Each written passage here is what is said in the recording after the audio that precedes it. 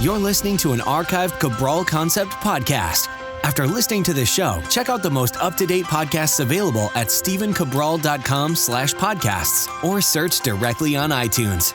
And now, welcome to the Cabral Concept, where board-certified naturopath and integrative health practitioner Dr. Stephen Cabral shares how he was diagnosed at the age of 17 with a life-altering illness and given no hope for recovery. It was only after studying and traveling all over the world did he discover how to combine ancient Ayurvedic healing practices with state-of-the-art naturopathic and functional medicine to fully rebalance the body and re-energize it with life. It's time to discover how to get well, lose weight, and finally feel alive again. And now, here's your host, Dr. Stephen Cabral.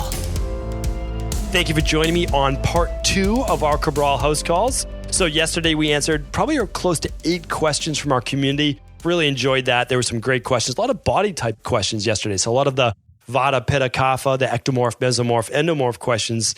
So those were great. Those were a lot of fun to answer. And I'm looking forward to today's show as well, where we'll be answering all things wellness, weight loss, anti-aging, and as I always like to say, everything in between, because we talk about mindset, we talk about motivation, we talk about exercise, we're talking about all the things that make up a whole healthy person. And that's why, it's kind of funny when people come into my practice, they don't always expect to hear me talk about, how important routine is and rhythm and mindset and really just feeling like you have control over your life, that you have control over your health.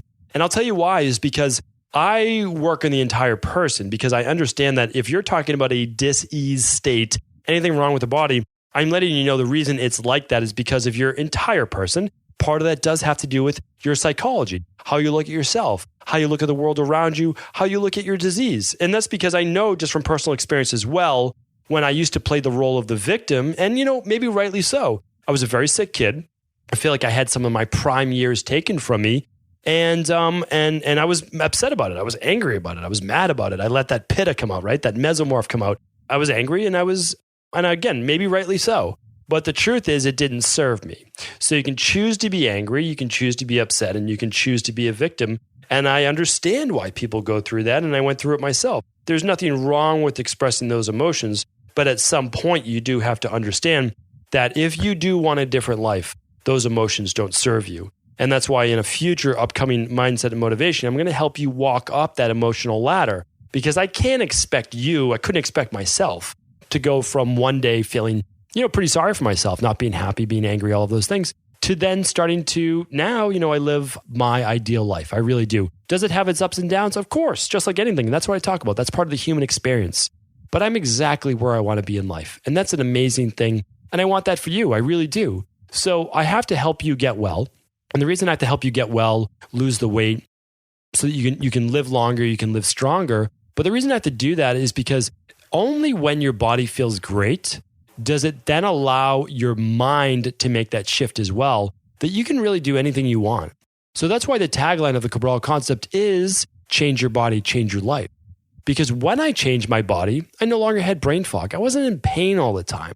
I wasn't exhausted until 11 a.m., 12 o'clock before I started to wake up out of that haze. So once things started to get better in my body, I could say, oh, wow, like now I can actually think straight. I can start to come up with ideas. I can now get into more of what I'm passionate about. So, I really do believe that in 2018, I hope that each one of us looks at our body as a whole, that we not only just think of this cute little line as mind body, but it's, really think about that your mind affects your body. If you're in an upset mood, well, your body's going to be depressed as well. You're not going to have energy, okay? But the same thing, if your body is not feeling well, you're in pain, that's going to affect the anxiety of your mind. It will change your outlook. It will show you a different light in life, and that will then reflect the decisions that you make. And when that happens, that can lead you down a very dark path, as it did for myself. So what I want for you is this.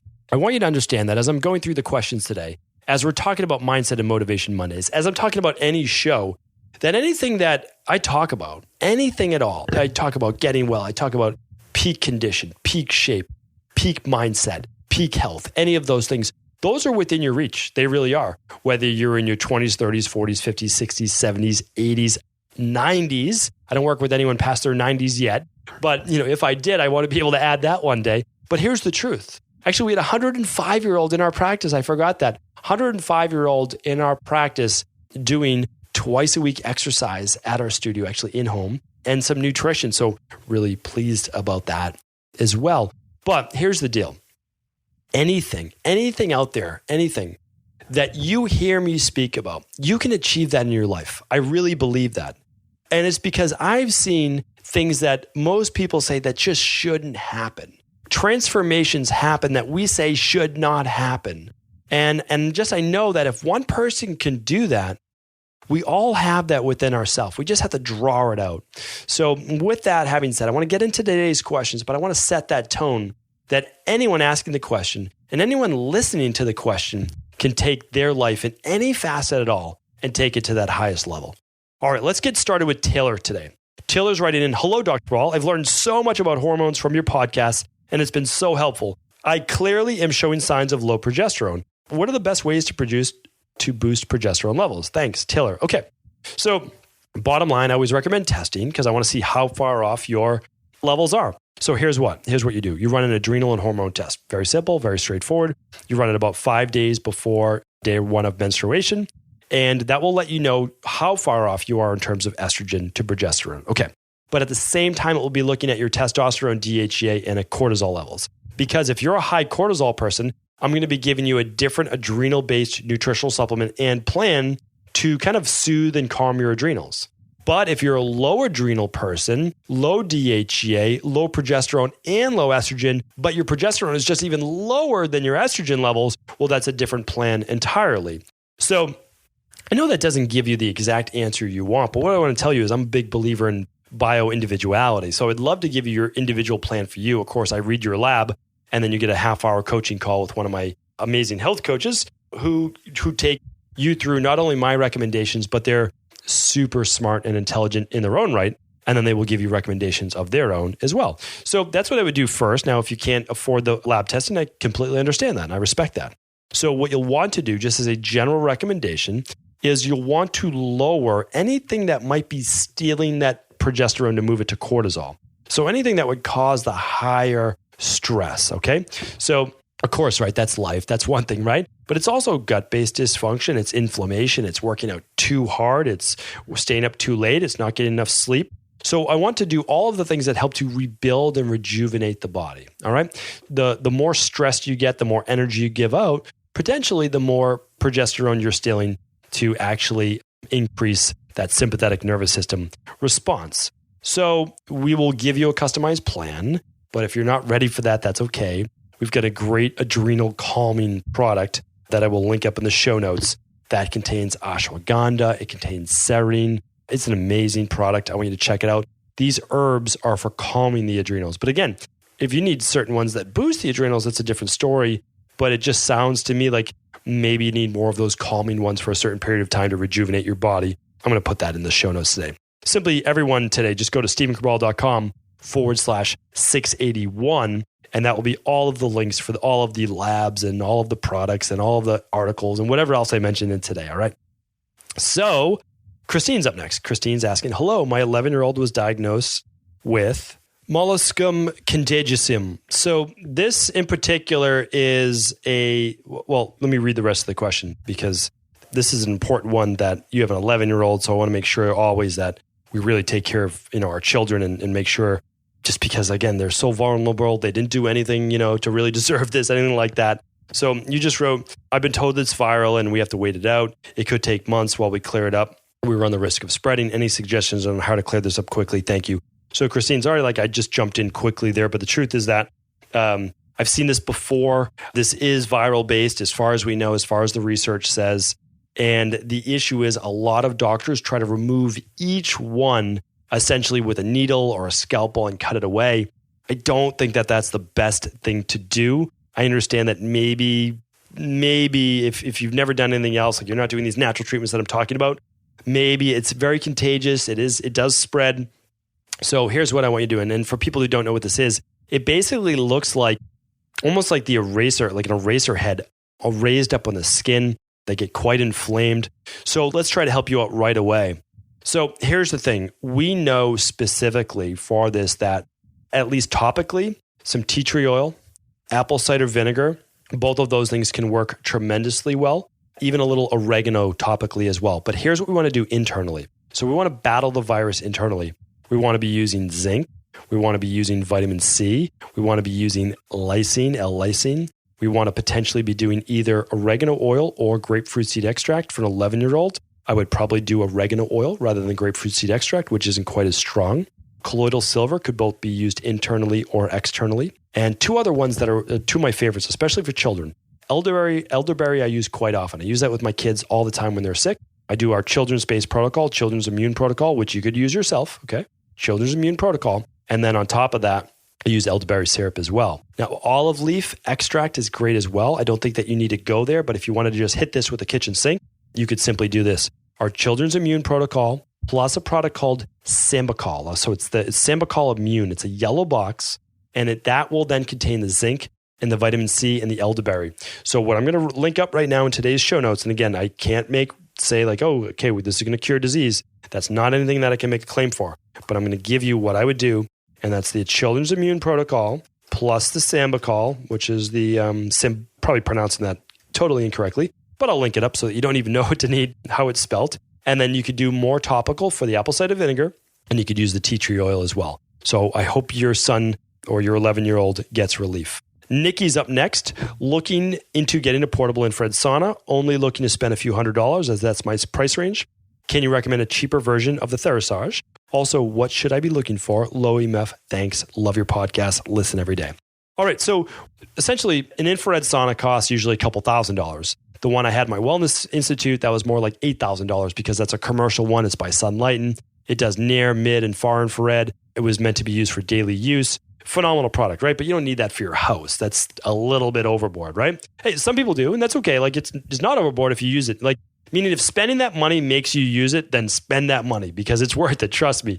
But I started recommending one that costs under $1,000. I'm going to link that up in the show notes today. That is the one that I recommend. It's the one that I bought myself.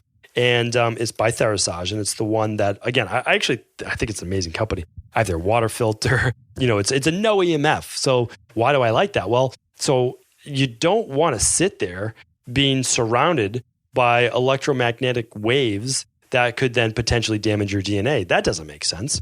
So that's the one that I like. Why does that one cost more than the couple $100 ones that I could? So you know what? I'm going to link it up. No matter what, I will always give you that advice. So I'm going to give you a recommendation. However, they're not no EMF. They can be lower EMF, but they still have EMFs. Now, is it worth it? Well, if you are particularly toxic, meaning you do have quite a bit of toxins, you have a lot of inflammation, you have a lot of swelling, you feel puffy, all of those things, okay? Then yes, then it probably is worth it, right? Because then you have to kind of battle the difference. You could also cover, usually there's like a battery pack, you might want to cover that with like an EMF blocker. They actually sell EMF blockers on Amazon that you could blanket it and block that. That would be fine. So what I'm going to do is I want you to be able to get a lower cost sauna. There's nothing wrong with that. Like just because right now you can't afford a particular sauna doesn't mean that you can't still get great results. And I want you to be able to do that. And so I'm happy to do that. So what I want you to do is I just need to do the research for you. So simply go to stevencabral.com/681 and I will link up that sauna today. Just made a note. All right. So the next question is going to be from James. James is asking, I would like to hear your thoughts on fat for fuel and getting your body to burn fat instead of glucose. Okay, so James, essentially, I've answered this quite a bit on the whole keto diet. So why don't I link up that? I linked that up last week as well, but I'm happy to do that again. But I want to answer it right now for you as well. Meaning that this whole thing, so it's been made very popular. You need to tap into body fat as a fuel source. You need to tap in that, like basically, just like you said, like you basically quoted it as saying, how do I get my body to burn fat as a fuel source instead of glucose? Okay. That simply only works in like make-believe land. I know that this is controversial, and I'm happy to be controversial because also human physiology backs me up. And so if I can be backed up by the truth, then I feel pretty confident in recognizing that and saying that. All right. So here's the deal. And I'm not trying to be snippy or anything like that because I'm all for all forms of nutrition, and I do believe in the lower carb, these things as well. Here's the deal. Your body, when it's under great amounts of stress, and it's in an anaerobic-based threshold, or it's in a sympathetic nervous system-based dominant space, it's going to need to use glucose as a fuel source. And the reason is this. When your body's in a fast glycolytic or glycolysis-based state, it has no other choice but to use some type of fermentation-based process as its primary fuel source, okay? You can't oxidize fat fast enough. Now, could you add endogenous ketones, things like that? Yes, but it's not as clean. People say it burns cleaner. That's not necessarily true because it's used in a different way and by a different mechanism and down a different pathway. What your body would prefer to do is under lactic fermentation-based conditions where the body needs to oxidize glucose or burn glucose as a fuel source, it should be able to do that. And your body's totally equipped for it, meaning that you have some glucose in your blood, so it uses that. And then if needed, it will actually break down through a process called gluconeogenesis to use glycogen, liver glycogen stores, to then break that down and add sugar to your bloodstream, to then use that for those fast glycolytic-based states. And then it will stop. And then when the flight or fight, the response is over, then you'll actually tap into body fat. So your body's always tapping into body fat. I'm going to put a little caveat to that in just one moment. When it's in an aerobic-based state or a relaxed state. So meaning that, believe it or not, when you're sleeping, you are actually tapping into the greatest percentage of body fat ever during the day because you're at your most relaxed state. So you're oxidizing body fat, which is a slower-based process. So when you're doing intervals or things like that, good luck at that moment when you're doing that interval of oxidizing fat as a fuel source. It's just too slow. So it's going to use sugar. That makes sense. That's how your body's supposed to work. We don't need to hack that. We don't need to do anything like that. That does not need to happen. If your goal is to burn body fat, well, now we're talking about a different story. So now we're talking about a mechanism that it may actually be thrown off. So you might not be able to use sugar as well, in a proper way for a fuel source. Now, what does that mean? That doesn't mean that you need to start tapping into, that you need to change things. Yeah, you don't need to change how the body works, but you actually need to get your glucose-based system working, which means that you need to actually change the receptors on the cells. So right now, if you're having trouble balancing blood sugar, or if you have trouble really burning body fat, well, here's the deal. You should test your fasting glucose upon waking using a glucometer testing your blood sugar. Very simple. Just do a little finger poke right at home. And if it's above a 95, if you see a 95 or above show up in the hundreds, well, yes, then your fasting glucose is too high and you're not adequately tapping into body fat. But that's dysfunction. So what that means is this, is that you actually need to change the receptors on the cell that would then allow insulin to turn the key on the cell to allow sugar into the cell. So that's more of a dysfunction of the body than your body actually not being able to properly do its job. So so that's why I always say this, bottom line, you just need to get healthy. So people are saying, how do I tap into this? How do I tap into that? James, I know I'm giving you a hard time. I really am. I understand that, but I appreciate you asking this question. But here's the deal. If a healthy body can't be overweight, okay? A healthy body can't be sick. A healthy body has a healthy immune system. It lives a healthy life. That's just the way we need to get to. So what do we need to do? Well, if you're overweight, my highest recommendation is you don't need to figure all this all out. You can do something like the Dr. Cabral Detox. If you think that I'm promoting the Dr. Cabral Detox, that you don't think that that's the right choice for you, happy to have you do any functional medicine 7, 14, or 21-day detox. Just make sure it has phase 1 and phase 2 detoxification, minerals, and antioxidants, and sulfur-based amino acids, and you're good to go. Why do I recommend that? Well, multiple reasons. One, it's going to help you for a short period of time go lower carb, so that your body then doesn't just have as much glucose, okay? But remember, yesterday's show, I talked about transitioning off a low-carb diet because eventually you do have to do that. And last Thursday, I said how to maintain your results after you come off a detox, which is equally as important. Okay, but that detox will also help you balance healthy levels of blood sugar, of inflammation, and of hormones, okay? Because again, if your thyroid level's off, well, you're not going to be adequately tapping into body fat either, and your leptin and ghrelin levels will most likely be off, telling your body when to burn fat and when to store fat. So this doesn't really just have to do with burning fat for fuel or whatever it might be. I might have read too deep into this question now that I'm thinking about it. So James, just apologize. And hopefully you got some good information out of that. Thank you everyone for listening to that little rant. All right, let's answer one more question today. It is from Bill. Bill's asking, hi, Dr. Cabral. I'm 28 years old. And for the last 5 years, I've been battling all sorts of GI issues, gas, bloating, inflammation, spasms. I've had a battery of tests run, colonoscopy, endoscopy, food emptying study, and breath test, MRI. The results have been normal, so frustrating, !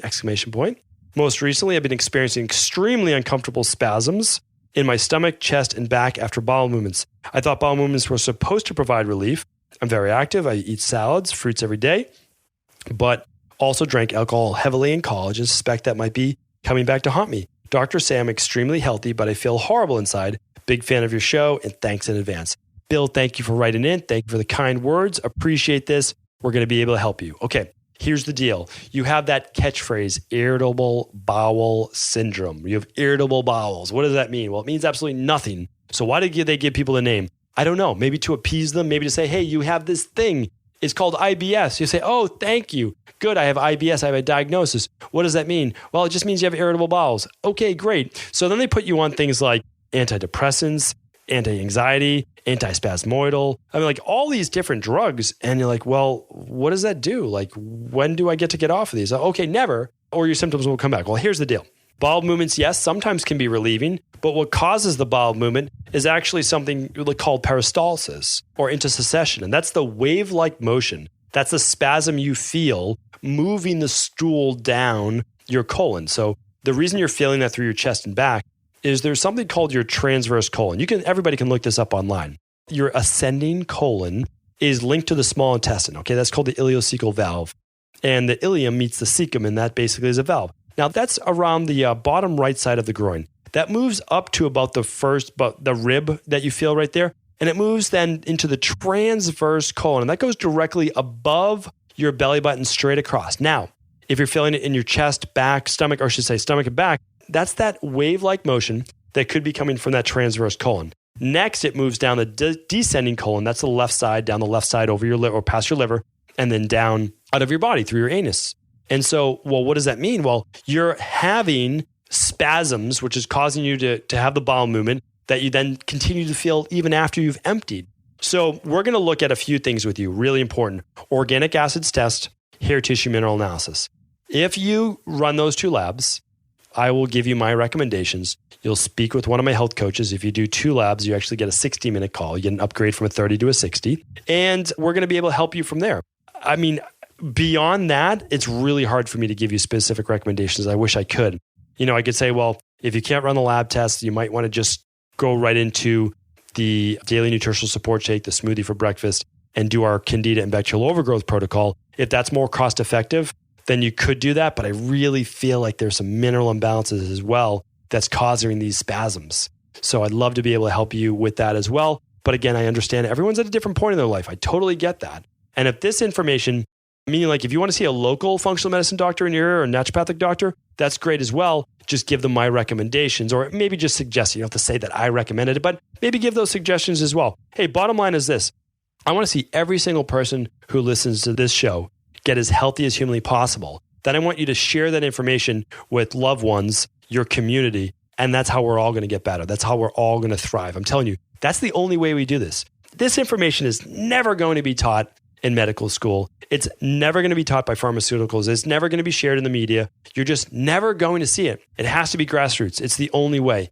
It's how I learned. It's how I was taught. I just read books and books and books. Mentors, met functional medicine doctors, went back to school, studied all over the world. I'm telling you, this is the way it's done, and that's okay. It's better this way. That's because all we care about is sharing the truth. That's it. That's all we're into is the truth. And anything I say today can't be patented. That's the nice thing about it.